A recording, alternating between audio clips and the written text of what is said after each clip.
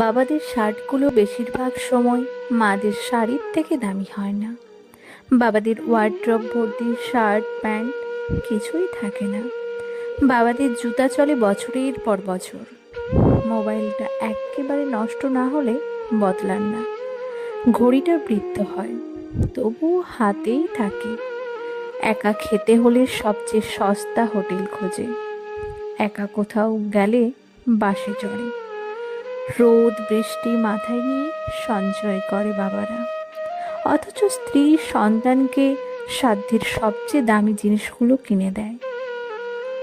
বাবারা একান্ত বাধ্য না হলে কখনো কিছু না বলেন না। নিজের জন্য সবচেয়ে কৃপণ বাবাটা তার সন্তানের জন্য সবচেয়ে বেশি বেহিসাবি হয়। বেশিরভাগ বাবাই ভালোবাসি শব্দটা বলতে জানে না, করতে জানে।